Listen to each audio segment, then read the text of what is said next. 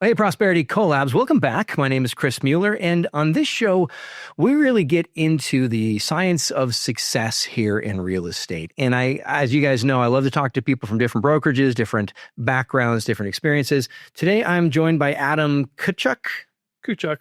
I was close. Okay, yeah. I was close.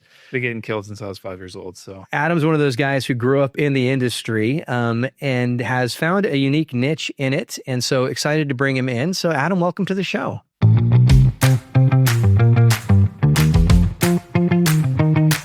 I've pretty much grown up here in Temecula. Yeah. And my parents, they were in real estate when I was growing up. Okay. So I just kind of naturally fell into that. The longer version was I was planning to be a fighter pilot when I was a kid because I watched Top Gun all the time. And that was like, my path. So I went off to college. I was really only interested in being a fighter pilot. I didn't want to do anything else. But the contract for being a fighter pilot was something that I wasn't going to sign when I was 29 years old. It was like a 10-year contract. And my mind was like, oh my God, I'm going to be old. I'm going to be in my 30s when I get out, which, I laugh about now. Yeah, totally. Yeah. So it just didn't work out. But I had a very open entrance to just coming into the real estate market in the early 2000s because my parents were very successful. Right. So did that, got my broker's license, and had a pretty good career just doing like regular residential real estate. And then I just through, serendipity, happenstance, whatever you want to call it, I just sort of like kind of fell into flipping back in 2019.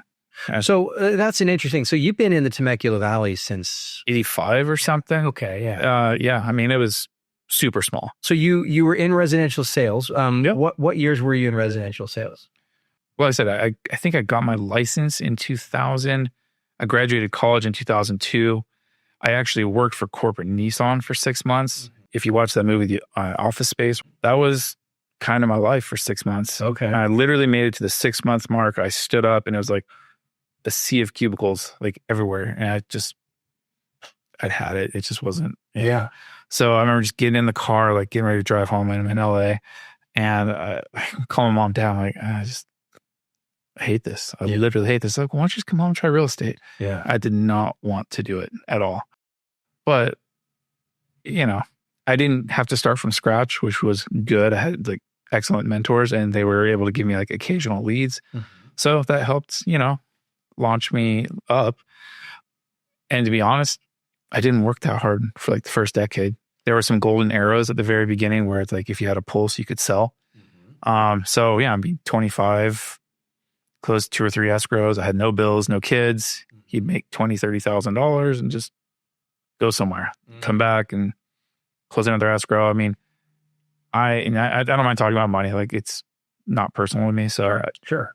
I'd say the first 10 years of my career, I cruised, maybe working like 10 to 25 hours a week at the most. Right. But I always brought home like around $100,000 a year. Right. And it was easy. I met all my needs. I got to do whatever I wanted to do.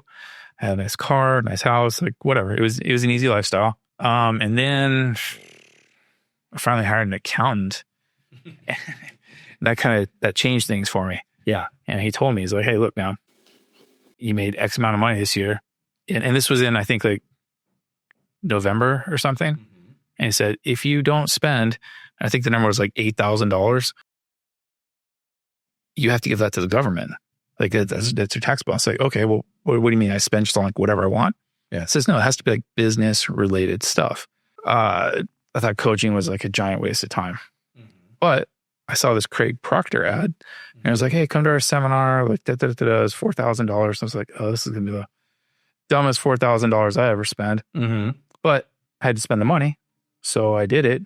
And that was like my first like kickoff point for sure. Okay. I mean that, I know there's different coaches out there and you can kind of pick your path, but sure. I did that one and I pretty much doubled my income the next year. Yeah.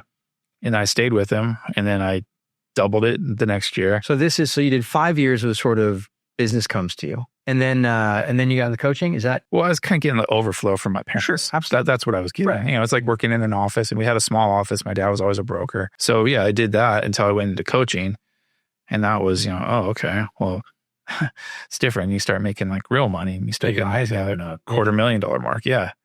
So yeah, without a coach, I would never have crossed $250,000. Like that's for sure.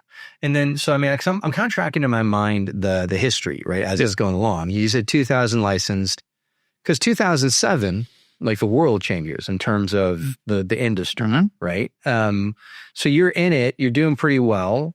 When we get to that change, did you continue just trekking along, or did you have to adapt what happened in your business through 2000, let's say 7 to 11? You know. Well, so were you around back then? Oh yeah, here in town. Mm-hmm. Okay, then you probably remember my dad, Sidney Kuchuk.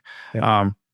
He owned the short sale market. Okay, and so yeah, I mean, he just did a quick adapt. Well, not even a quick adapt. Like I always have to, I really respect what he did, because it was literally all sweat equity. And again, this is like the internet was kind of new back then.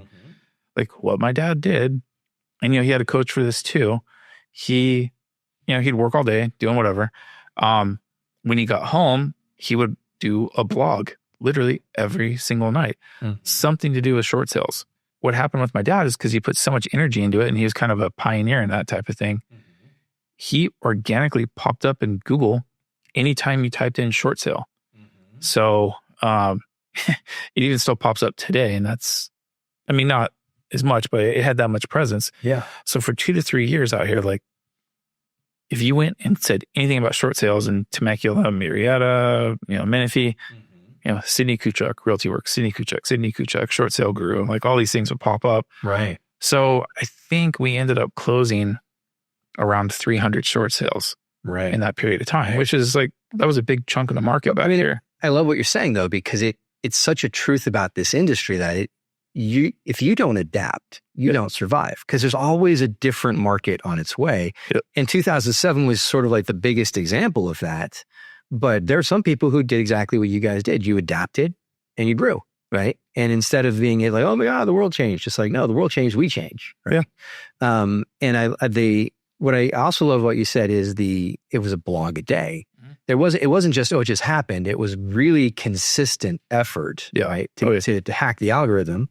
Yeah. But you did that, and then it starts coming in, right? Yeah. So you did the residential sales, and then you said about 2019 you got out of residential. Yeah. And so started my transition out. Okay. Yeah. And so now that looks like what now? What are you doing now? I'm really just doing residential real estate for like past clients, friends and family, and to facilitate my own flips. Okay. I do not pursue like buyers or sellers or anything like that. It's just, it's full-time. It's a business. I run it like a business now. It took me about 5 years to figure this out. But, and again, one of my coaching sessions, I ran into one of my other buddies, a guy named Scott Jones. And he just showed up one day with had that little caveman on his shirt. And I was like, you're with Remax, you changed companies, Like, well, what happened? And he's like, oh, I got to talk to you about this. And it was with Home Investors. That's that caveman, we buy ugly homes. And it's franchise. Sure. Like, and even being a real estate broker out here, I thought that caveman guy was like one super rich dude out of Orange County that was just buying up the houses everywhere. Right. I didn't realize that it was a bunch of like different franchisees, and it was kind of a collective. But it was a really good like way to put like your training wheels on towards flipping. Because I mean, I didn't know how to do it. I didn't have really any construction background. I didn't know how to price out like a flip or anything like that. You kind of learn all these things on the fly too. And you hope to God you have good mentors, because I mean, you could break out of this business with one bad flip. Like that's for sure. Like I saw a lot of my friends break out of the business in 2022 when the market took a slide at the end. Like I got hurt pretty bad on that too, but I'm still here. So survived. Sure. But, sort of, you were a residential agent full time. That was your focus. You went through the coaching to do that. You were successful in that. Now it sounds like what you're saying is, I still do the residential. I take care of the people in my world. Yeah. But my focus, the business, is on this flip. And I think a lot of people, that sounds like that's sexy, right? Like that's HGTV, right? Yeah, that's it. All these TV shows on it. You said it's a 5-year learning curve for you really run it as a business. Yes. So what does that mean? Like, what does it mean you run it as a business? Man, we need hours. So let me see how I can make this. There's no time limit. So okay. Yeah. So you have to kind of like layer in systems. So if we go back to what I said, where I first started, where I was with Home Investors, right? That was nice. Because all you're doing is you're literally just shotgunning money out into a black hole. All the systems are done for you. Okay. And the leads will just come. Now, it's a shocking amount of money for someone who's stepping into it. Right. Because at a bare minimum, if you are not spending $10,000 a month on marketing, you're not in the game. Like, you're literally not in the game. And that's at your minimum. That's with the home investors, right? Is it, so that was then, or this is now? That's pretty much always. Okay. Like, I think it's a pay to play type game. That's been my experience. Right. Now, again, there's 100 different ways to skin that cat. I've been through a few different ways. I think the way I'm doing it right now is great, but it's not the way. Like, there's many different ways. But home investors was a good way because, when I was kind of sitting on maybe like your side of the fence, just doing residential, I knew there were these guys getting flips, and you could see it. It's public record. He's buying it for this and selling it for this. I'm like, what is this magic? Like, how do they do that? It was crazy to me. Like, kind of pull the curtain back now. I'm like, I see it's just a system. It's the same way that, like, as a real estate agent, you farm a neighborhood, or you corner a niche online or make a presence, kind of like that. You sort of have to farm a niche too, but you're just attacking a different angle. You're not going after these like turnkey homes and stuff. Like, you have to figure out like what marketing people respond to. And that is a trial and error process. Now with home investors, a third party company does all the marketing for you. So, and what it was is we had a power group in Riverside. There was 10 or 15 of us that were each putting in like 10 to 20 grand a month. So when you look at that, we'd have a marketing budget sometimes of $250,000 every single month. So you can dominate the hell out of a market if you're going to spend money like that, Yeah. And that's a lot of postcards, flyers, sometimes radio, sometimes TV, internet. Like, it's a mix. And, the hope is that, like, you send this money out and the marketing agency does a good job and you get leads coming back. Right. So, I did that for the first 3 or 4 years. But you don't learn about the business, like, or how to make the business, I guess, of, generating your own leads. That's tough. Right. That's a daily struggle. I mean, Right. Yeah. You don't see how the sausage is made. Yeah. You're just, every once in a while your phone rings and it's a little bit of like a panic, but it's exciting because the way it boils down is you would only get 10 to 15 leads a month. So depending on what you're spending, that every time this phone rings, that is $1,000. That is $1,500. It just depends. Sure. And sometimes those phone calls were 10 seconds and it was just a bust.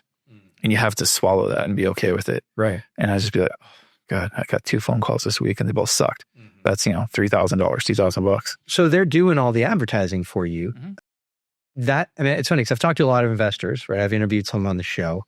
I have never heard anybody who took this route where sort of it was a franchise model, like you mentioned. Yeah. I like it. Yeah. Because on the one hand, then all I have to worry about is learning how to actually close and flip. You know what I mean? Like that. Yeah. Whereas other hard skill sets to learn. Yeah, totally. Yeah. But and otherwise you've got to, now I'm a marketing agency and I got to learn to do this and I've got to do that. And a lot of real estate agents figure the marketing out for real estate, but it's a different offer for flip. Yeah. Right.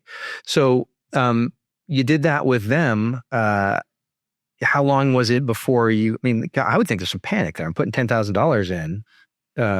I better see a return pretty quickly. How quick did this start to pay off? Well, yeah. So, okay. And just to be, like I said, transparent about the numbers, like I had just gotten out of a divorce. I was like financially reset, everything. So I didn't have like much money at all. But what I had is I had good credit.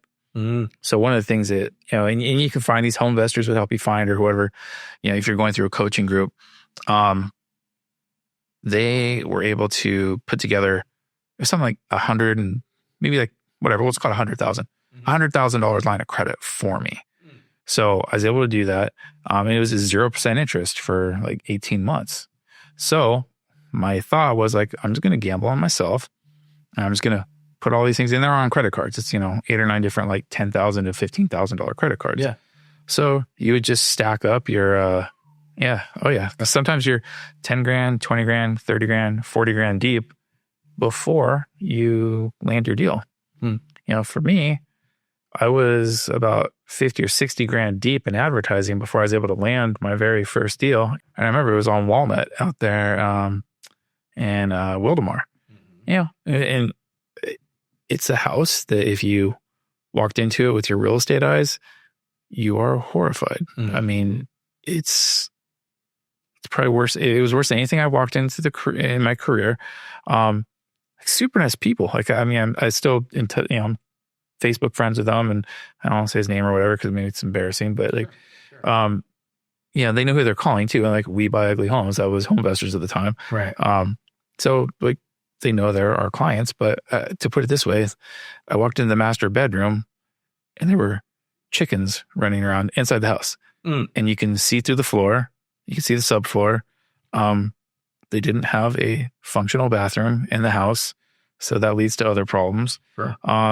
And those are just some of the top 2 or 3 things that hit you. Plus, when you walk into these houses, you can smell them before you get through the front door. It is a unique smell that now smells like money to me. Right. I see like, okay, these are my clients. Yeah. It's kind of a weird thing you get comfortable with these days. But, so I went all in. I mean, literally all in. Yeah. It was a $30,000 rehab, which, back in 2019, that's a full remodel for a manufactured home. I mean, you were basically doing everything. That's flooring, kitchen, paint, subfloor, installing bathrooms, painting the outside, doing landscaping, all this stuff.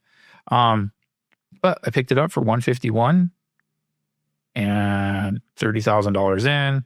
You have to pay a royalty to home investors, a couple %. All in all, like I'm all into this, I think for around like 185, 190. And I ended up selling it right away for 275. I was like, it was great. Yeah. I love this. Yeah. Let's do more. Right. But that was like kind of my first confidence builder. And of course you learn, like you pretty much learn every time you do one of these flips. And I was able to pay off all my credit card debt. And I still had, maybe like 20 or 30 grand profit. So I actually had a little bit of runway this time. Right. And then that was kind of my launching point, and you start picking them up and Hemet, Palm Springs, Marietta, like everywhere out here. So how many have we done to date? Like how many flip sale projects have we done? I think somewhere like around 40 or 50. Okay. Right now. Yeah. Yeah. Like I didn't do a ton last year because I was transitioning out from Home Investors to my new company. But those are full flips. I've done some like assignments and stuff too. I mean, like this is what's crazy. I did one, like when I talk about the home runs and stuff, like I had this guy down in San Diego. He had a property in Carlsbad, and he just, his wife was going through hospice in the process of dying. He knew what his house was worth. He's in his 90s or something. Interesting dude. He's an author and whatever. But just did not want to go through the real estate process. Didn't want to open houses. He wanted his wife to die in peace, and he wanted cash today. So we go back and forth for about a month and a half. But we settled on $1.25 million for a Carlsbad house, a nice Carlsbad house. Right. Yeah. And I've got the contract for it. He's going to stay there. He's going to pay rent, like, whatever. I don't even put $1 into the house, nothing. And I had another investor. I'd never tried this before. I'm like, I'm just going to see what it looks like to pre-market this without fixing it and doing it. Right. I got flooded. I mean, it was 4th of July last year, and my phone rang nonstop with people trying to throw money at me to buy this house. I was like, you guys understand, it's like a $200,000 rehab.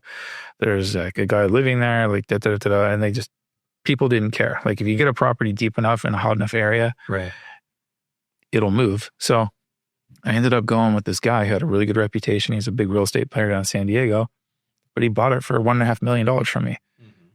I didn't do anything. Right. Just moved paper, basically. Yeah. And so like, I don't count that as a flip, but like, that's a huge win. Right. Like, yeah. That would be my whole year for real estate. Yeah, I think it's important to realize too, that the people who are interested in this deal, like this 90-year-old guy whose wife is in hospice, I mean, this is a guy who he knows what he's doing.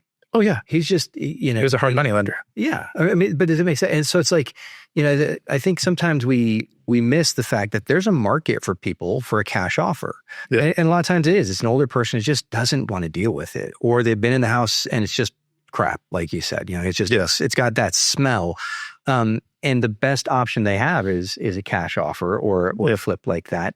And really for this guy who you're talking, he's 90, he's getting a good amount of money. He's getting the peace of mind. It's done. He doesn't have to, so he can focus on being present with his wife. Yeah.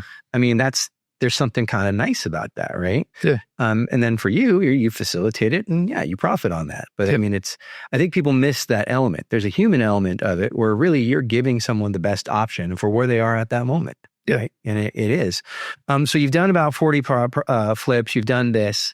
How long did it take you until you got to the point where you felt like you had your team in place? Because I know that's a huge part of and you got to know. Yeah, I know your vendors. You got to know your sure. Team, right? Yeah.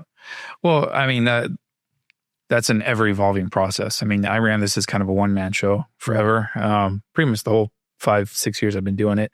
What is on a one-man show? I mean, you in there doing drywall? I mean, what is that? Yeah. No. So this is no, my blue collar skills are terrible. Yeah, as all of my friends know. Yeah. I don't do any of that stuff. No. So I have different contractors, and you have to have multiple because especially, I mean, there are times when I have 4 or 5 houses. Like right now, I've got 5 houses under contract that are either, you know, different phase or rehab or on the market right now. So you can't just have like one contractor. Otherwise, especially when you're borrowing money, because that's the other thing too. I mean, sometimes I pay cash for my own properties, but definitely when you start this industry, you get money loans. Yeah.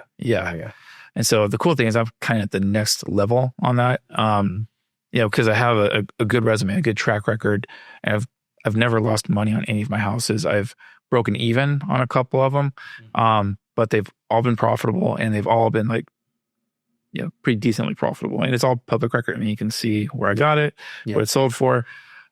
So yeah, I've linked up some VC guys that now I get to borrow money at 100% rates, 1 point, and I pay it all on the very end when I sell it in escrow. Yeah. So it's good. So it helps me to, you know, kind of scale what I do. I mean, that's the other piece of it that I think people don't realize is if you run it like a business, you can demonstrate your P&L. You can show them how there are people out there. That's what they do. Like they're looking for you. Oh yeah. Right. They've got money. They want to invest it. They're looking at a little bit better return in the market or a holding property. And they make their money work in a different way. Yeah. But I think that's why it's important to learn the business part of the business. Yeah. Right. So you've got your books in, or you got your LLCs, all those things. Oh yeah.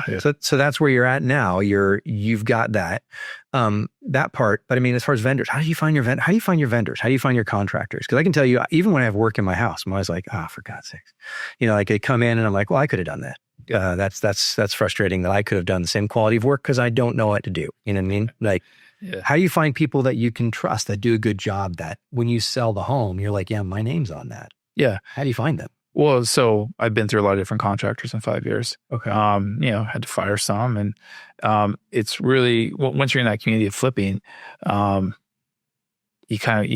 mostly a referral base. Like, hey, I got a property on in like wherever, San Diego, or I've got one in Fallbrook. My guys are tied up. Like, do you have someone I can, you know, borrow? And not tied up. So it's usually like referral base with other investors. But here's kind of one of the cool things about the investor community that I find to be different from like the real estate community, where like if I'm sitting here as a broker talking to you as a broker and you've got, you know, 5 or 10 listings, I'm like, well, that's great. How'd you get those listings? You know, you don't want to tell me. Like that's your secret sauce. That's your method. I mean, and that's just, it's this like I kind of protect my own because it's working for me, and I don't want someone else to do it because you're going to lose business. Sure. What I found, like, you know, especially with my group and home investors, and that's not indicative of every group out there, but my group was good. It's kind of an abundance mindset. Like, hey, we all collaborate. Like, this is what I'm doing. And all the successful investors that I talk to, that I network with, like, we enjoy these conversations. We thrive off them. Like, hey, you know, this is what I'm doing right now. This TV ad's working. This internet ad's working. This mailer piece is working. This, you know, this isn't working. Don't do this. And so it's been, I enjoy that part of it. Yeah. Because it's, you know, I could sit down with this other investor and just show them everything I'm doing. Like yeah, I don't mind like telling you because it's not a threat to me. Like, and if you did it yourself, I'd be happy for you. I'd be, hey, cool, man, go make some money. You know, I hosted a real estate investor panel up in Riverside a couple months ago. Yeah. And you're totally right. I mean, like, it's the guys who are on the panel were phenomenal, but so many of the guys in the room were already seasoned investors. They're just there to support their buddies. But it was just like this awesome roundtable. And it's sort of like people who they'd found the secret. They're like, hey, I know how to get out of the rat race. I know how to build my wealth. And they're just like, they're enjoying it and excited for you to do it too. Yeah. Right. They're also excited to watch you kind of struggle and because they remember, but there's a part of that. I think it's, there's a certain group of people who feel like, yeah, we got out of the matrix. You know what I mean? We kind of created our own way, and flips can lead to doors, and doors can lead to generational wealth and that whole thing. So, yeah. So it sounds like what you're saying is if you want to get into investing and flipping, but you don't want to talk to other people, it's probably not the best place for you. Because you need to network, it sounds like, It's part of it. I mean, like I said, I can only speak to my way, and I've always been kind of a social person. Yeah. But I look at, I mean, if that is not your skill set, talking to other people, you need to have someone on your team that can. Mm-hmm. Like, as we sit here right now, I have got an employee who's making calls and following up. And, he was a recruiter from the Marine Corps. So I'm like, if you can get these current day millennials to prime away from their mothers and go off to war, like, you can sell a house. No problem. Yeah. And, it just is what it is. The other thing that you said that I think is important, though, is you have to come into it understanding that you're entering a group of people who have an abundance mindset. And if you're coming in with a zero-sum mindset, you're not going to fit in the community. And so it's going to be hard. Like the guys you're talking about, like, they have this abundance mindset where, like, I can tell you everything I do. They're not a threat to me, right? Yeah. And I would say the best real estate brokerages are the same, right? There's enough business out there for everybody. Yeah. I know, like, even in a real estate broker, when you run into the zero-sum mindset, it's just like, dude, I don't want to spend time with you, right? Yeah. And like for you, if you got a project in San Diego or Orange County, if you don't approach it with abundance mindset, you're not going to find like-minded people. Yeah. Well, and to kind of tap onto that, I think you have to be coachable. Yeah. You have to, because this is a totally different mindset from regular real estate. It's strange. Like, you got two different things. Like, as a real estate agent, your job is to get your client the most amount of money for their property. As an investor, you want to buy it for the least amount of money. Now, again, there's going to be varying degrees on that. There's people that are just like, they're the sharks, and they'll just go like for pennies on the dollar. And then there's every degree of that. I mean, the way I approach it, and this is my own blend, is like, I will sit down with someone and I'll tell them, look, I'm an investor. This is a for-profit thing. I'm not here as like a charity real estate blessing for you. Like, that's not why you called me. You got a house that like can't sell on the open market because I can see the stars through your ceiling, or you've got mold creeping up, or there's fire damage, or you're going through a divorce, you're broke, or whatever your red alert situation is. Right. But I will also have that conversation with them. Like, I'm also a licensed broker. So here's the thing. Like, I've been doing this long enough. If you have $40,000 or $50,000 in your bank account and you have the time, energy, and ability to fix all this stuff, do it. That's my advice to you. Do it and get the most amount of money for it. Right. Otherwise, I'm taking on your property and I'm going to make the equity out of it. That's the reward I get for putting my cash up front and taking the risk that the market's not going to crash in between the now and 3 or 4 months when your house hits the market. And that's my reward for doing it. And I try to come up with like a win-win scenario. It has to, like, I always tell people, like, if this isn't a good fit for you, don't do it. Like, because we're going to be in contract, and I've never been sued. I don't plan on being sued. It has to be a good fit for you.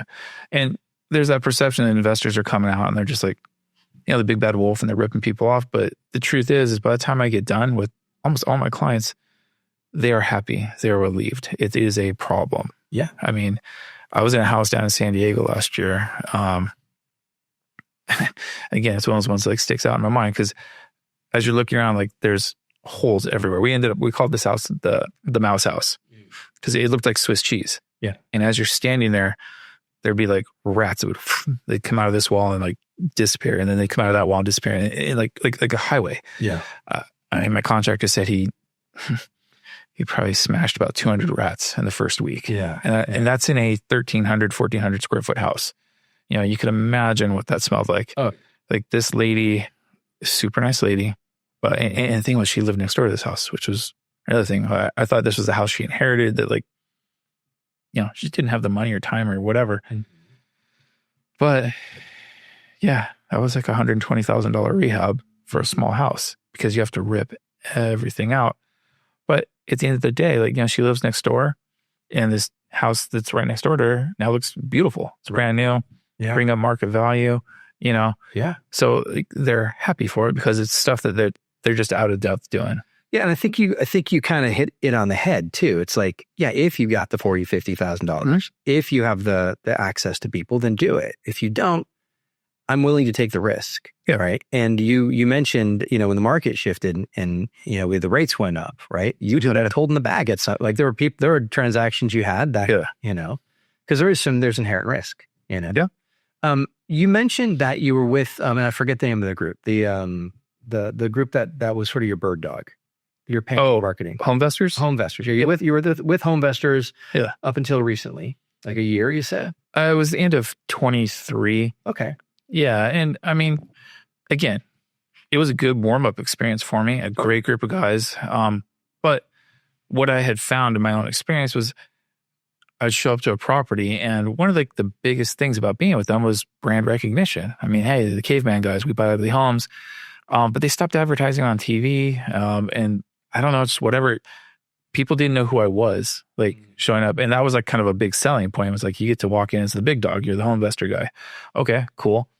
But that power just sort of dissipated.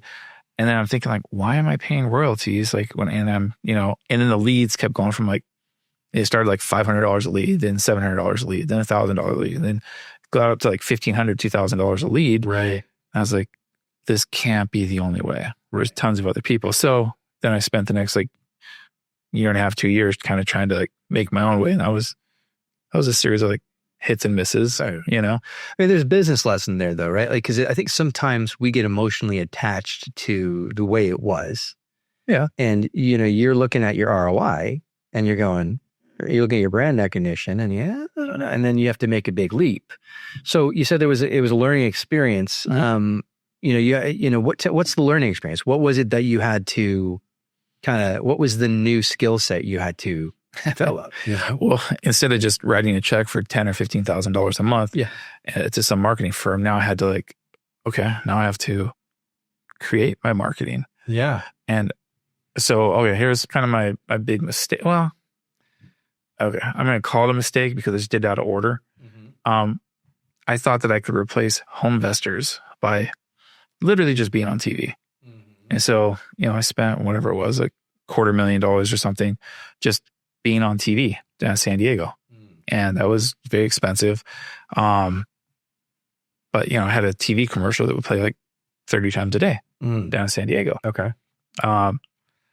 And again, I was leaving Homevestors, so I didn't have systems in place. I just didn't have anything. I literally just went to the most expensive marketing you could possibly get and just thought I'm on TV and therefore I will win, which is not a winning strategy. Right.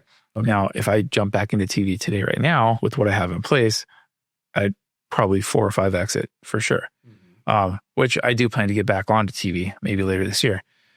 But it did lead to that Mouse House, which, that was a $200,000, net gain. Right. The Carlsbad house, that was, $250,000. So I still monetized off of it, but it's like running before you know how to crawl. Mm-hmm. So then I had to go back and learn how to crawl and how to walk and how to jog. And now I'm kind of at a place where I'm jogging now again. Okay. I've got a CRM set up. I've got different layers of marketing out.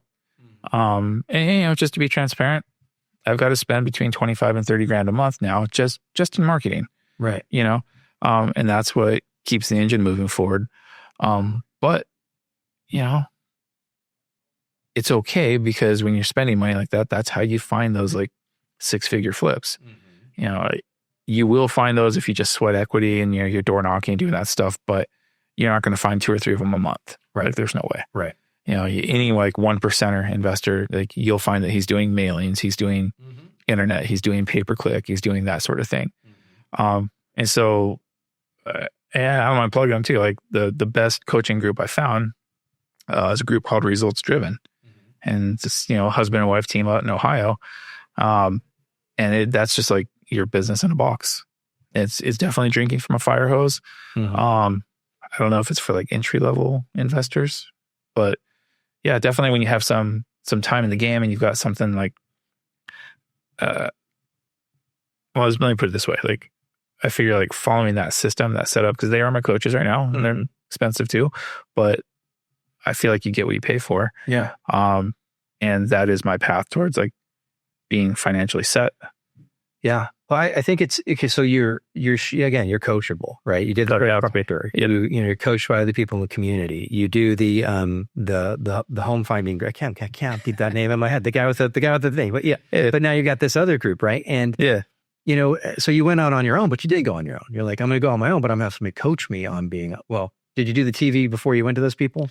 Yes. I'll say saying you didn't. You go on your own. You're like, okay, no, I need someone to get me in this. But now and I love that because like everything is impossible until somebody does it, right? But then once someone does it, anyone else can do it. You just have to find out how they did it. Yeah. And, it's infinitely more expensive to reinvent the wheel than it is to just buy a wheel, Yeah. So you're doing that now and they give you the coaching in the box. Do they give you the message for the market or are you still in, what did they give you? I mean, like, does that make sense? Well, okay. So I'll tell you how I kind of found out about them. Yeah. So the TV platform is called 10X TV and good platform, like great product. It was like having a Ferrari without gas. I wasn't set up for it. Right. I mean, leads are coming in at too great a volume. You can't handle them or it's just not enough leads in place or it just wasn't enough. Was it? I didn't have a CRM. So it was like literally just like, whatever it was like emails, disorganized. Like I was leaving the organizational part of Homevestors and doing my own thing. And they've got a runway that you didn't see. Well, yeah, just fresh start. So I was trying to figure things out myself. Right. And then even like, not even a systemized approach of like when the call comes in, what you say. It's like, oh, this works. So I'm going to keep doing this. And it didn't work anymore. Okay, I'm going to try this. Oh, that's not working anymore. Well, maybe I'm going to circle back to this again. But when you're burning $3,000 leads like that, that's bad. Oh, yeah. And on the way to one of my appointments, I was in a mastermind. It was a Zoom call. So just as I was driving, down to San Diego, I was on the phone or on that call. And one of the guys who flipped 100 houses in the past year was, heading the mastermind that day. And I'm like, I haven't even done 100 houses total yet. Like I'm not there. He did it in a year. Like I don't get it, And so then he looks at me. He's like, what are you doing? I'm like, I'm driving to my appointment. Like, why are you going to your appointment? Well, what do you mean? Why am I going to my appointment? Like, what are you talking about? And he's like, why don't you just do all this stuff over the phone and see if it works? And I'm in my mind, I had the, what do you call that? The limiting belief that people in Southern California are too affluent, too smart to be closed over the phone for a $500,000, $2 million house. I mean, whatever, just $700,000 property. Is like, no way. Like I need to be face to face with someone, develop the rapport, go through the steps, make them feel comfortable with me. And I ran with that for a year. But that guy in the mastermind was like, go see Tiffany and Josh. Go see Tiffany and Josh. I had to hear that from like 7 or 8 other like big dog investors. Like, I hear what you're doing, but you should check out this coaching program. I'm like, finally, okay. So then it was June of last year and I was like, that's it. I'm like tired of running 10 different directions. I just, burned all the boats, went out there and I was like, wow, that's quite a system. Yeah. And it's revolutionized what I do now. And now I don't see really any of the properties until I have them in contract and just to verify the condition that you go in. So we are closing them over the phone. And it's just, it's literally a process, a script. It's one of those things where, takes a couple minutes to learn, but will take forever to master type things. So when you say you're closing, I mean, are you sending out the contract, they're signing it, but it's pending inspection or literally? Well, let's just like, so let's say you're someone that calls me. Okay. Let me think. I'll get Pete. This is a guy that we have or even I'll talk about Michelle. So Michelle came to me through one of our Facebook ads. And this was about a month ago. She'd inherited the property from her mother. Okay. It's a 55 plus area out in Menifee off Portsmouth. She was getting evicted or foreclosed on by the bank because he just sat there for a year and like didn't make any payments, you know? So that's what happens when you don't pay for a year. Yeah, I'll do it. Yeah. So she calls me, we just have a conversation over the phone, you know. I just, you know, it's a human conversation. It's not like, you know, slick, like wizardry words. It's just, you know, tell me about your property. What's your situation? What's going on? Why do you want to sell your house? You thought about regular real estate, you know, why would your property not sell on the market? You know, tell me about it. And we just kind of go through it. And what do you want? Like, what do you want? So, you know, this lady she just told me, she's like, I owe 135 on the house. I want 271 for it. I'm like, okay. So I just have a conversation with her. I do the mental math in my head. Like, it's going to be about $30,000 or $40,000 for your house. And I do my own like investor math on it. I'm like, look, I can get you 250. I think it said 257, you know, and we can close next week before you get foreclosed on. Yeah. Like, okay. You would do that for me? I'm like, yeah, of course I'd do that for you. I mean, I look at the math on it. Like, this is a $400,000 house. Right. Maybe a little bit north of that. I mean, we'll let the market tell me that. Right.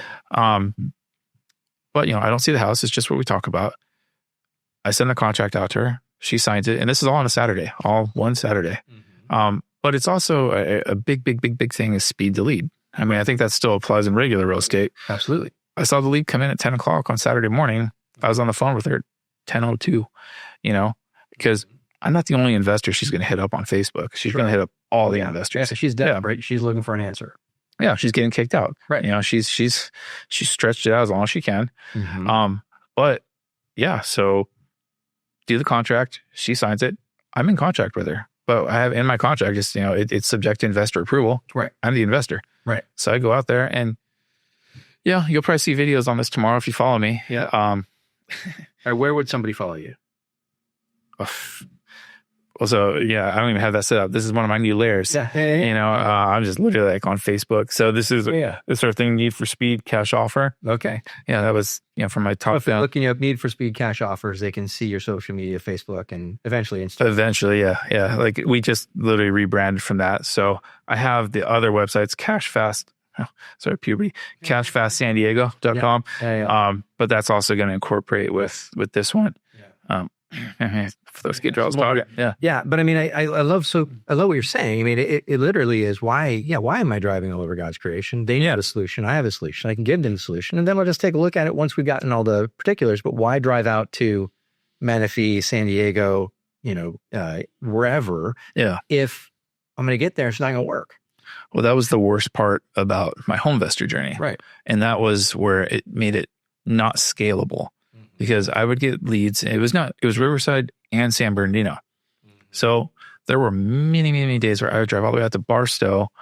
You didn't make an offer over the phone. So you're making an offer face to face. And people are like, are you crazy? I'm not taking that offer. Like, right. You know, they think that as an investor, you're just saving 6% by not paying a real estate agent. And that's your offer. I'm like, well, where's the money if I'm only doing that? Like, I got to pay your closing cost, my closing costs. I got to pay an agent on the back end to buy it. Yeah. You know, so I mean, and there has to be a profit margin for the risk I take, you know? So, I mean, yeah, for years, and that was just an accepted part of the deal. Like that industry is like, you would spend all day driving out to 29 Palms, Palm Springs, Indio, you know, and your appointments would be like 10 to 15 minutes. It was just a total waste of time. Right. So now when you do it over the phone, yeah, you might burn 15 minutes or something, 20 minutes on the phone talking to a lead, but that's it. You know, they're not a fit for you and vice versa. Right. Or you get to go further down the rabbit hole and find out like if you do want to work together with them. And so it's great that way. That's been like one of my learning things this year. You know, I can touch, you know, 50 different leads a day. Right. Whereas the other one, I'd have to maybe like, okay, we got a couple people over here. Maybe I can see a couple of these houses today. And it's just very limiting. So that's how someone went from like doing 5 or 10 houses a year to like these guys that were doing triple digits a year. Right. You know, most of them don't walk into the houses ever. Yeah. Okay. It makes perfect sense. Right. If again, what is the where do you have to be numbers wise, right? Are we looking for 70% under market? Are you looking for 50% under market? Where's your threshold in terms of the ultimate value of the price and what I can get it for? Yeah. Well, so it depends on different markets. I mean, there's some markets, like if it's in my backyard here in Temecula, I mean, I can make money at like 85, 90%. Interesting. Yeah. Okay. But if I'm going to other markets that I don't like 29 Palms or it's just some parts in like Rancho, around like just the east part of San Bernardino, even if I get those at like 50%, I don't want them. It's a headache. And just the people you got to deal with out there, they're all unreliable. It's not like a market I like to deal. Certain parts of San Diego, I mean, 70, 80%, like it's more of a judgment call when I get there. Right. But I always just start out with like, hey, what do you need for this to be a win? Right. Realistically. And it's not so much of like you go out there and do a math equation with them. Right. But you do have to know your numbers for sure. I mean, you can't show up to $1 million property and be like in the clouds about where it might sell. So yeah, if I know it's $1 million or something, I have to find out like, what's my rehab going to be? What's my holding time going to be? You're going to eat up probably about $80,000 just in real estate fees. That's right. Your commissions, your time, because I'm paying my closing costs and your closing costs and a third set of closing costs when I exit the property. Right. And I have to rehab it. So when you sit down there and you have like a real conversation with people and you show it to them, like it makes a little more sense. Like why, you're not giving them $800,000 for $1 million house. Cause then you're breaking even or you've got a job for yourself, Right. It has to have something in there. Yeah. So, I mean, we're kind of closing in our time here, but I mean, if there are people listening to this right now and they're thinking, man, I want to do that. Like that sounds like, and I talk to agents every day and I'm talking to people who are, this is the thing that their next step, right? Yeah. And you know that too. What would be the thing you would say, don't get into it unless you know this or you're ready for this? Okay. Yeah. Well, you have to have a good stomach for risk. When you're taking on a listing or a buyer or something like that, there's not a lot of sweat equity in it. But when you're taking on a flip, you're borrowing hundreds of thousands of dollars at high interest rates, 9, 10, 11, 12%. So be good with your math. Be comfortable with what you're stepping into. And you kind of have to reverse engineer it. What if this house doesn't sell in 3 months? What if the market crashes again? What if it stagnates? What does this look like? Do I have the runway to do this for, 6 months? Can I take a loss? If you can kind of get through those and gut through those and you've got the mentality for it, man, it's a great game to play in because I'm my own client. I don't have to service 15 different, buyers and sellers today and make sure their listings are up to date or I've answered counter offers. It's me. So if I'm not doing my own counter offers, it's on me. Maybe I don't want to work today. Stuff like that. That's kind of the freedom of it, but it's also a big responsibility. But the cool thing is if you do play in this game and it's great, you're basically adding 1 or 2 zeros to your commission checks with less headaches. I mean, my flips are way less of a headache than any of my listings and you get paid way more for them. Yeah. Now, if you want to enter into the game, I mean, find a good coaching group that you like. I mean, the ones that I've been affiliated with and part of, Home Investors, that was one of them. There was another one called... what was the name? Home Investors. That's the We Buy Ugly Homes. Right, yeah. That's franchise. You're buying into the franchise. Totally. There's another coaching group called 7F, 7-Figure Flipping. They were really good. Another good group of guys. And then I think if you, when you have a little bit of experience behind you, you can, my coaching group I'm in right now, it's results driven. Okay. They're really good. Awesome. Well, Adam, you mentioned the 100+ flips a year. What's the goal? Where are you trying to get? What's your next step, man? I want to get to $500,000 a month in net income. That's where I'm trying to get to. Wow. Yeah. So it's a lofty goal, but it's not even unrealistic, which is crazy. If I would have said that out loud 10 years ago, I would not have believed that. Sure. But, and I've got an internal competition with my head, I guess, my coach. So I want to have a net month where I net $1 million. No, I haven't hit that. I haven't even got close to that.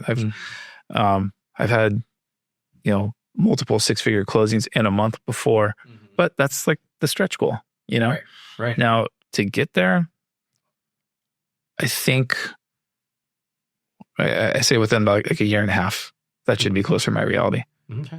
Yeah. That I would be very happy at that point in time, but it's a lot of money to get there. I mean, I'll have spent probably, I don't know, $400,000 or $500,000 a year just in marketing, but but if your net is your net, and I think that's the piece of the puzzle that's the scary piece, right? Yeah. But business owners outside of real estate sales understand that there's always expense. Okay. And the net you're talking about is pretty significant, and so it's that percentage of how much did I spend versus how much did I keep. Yep. I'll take it, So, that's always the thing. Well, man, I really appreciate you coming in and really just being so unguarded and, Sure. and sharing. If people wanted to get in touch with you online, is it that Facebook group? Where do they find you? I'm easy to find. I mean, my name's Adam Kuchuk.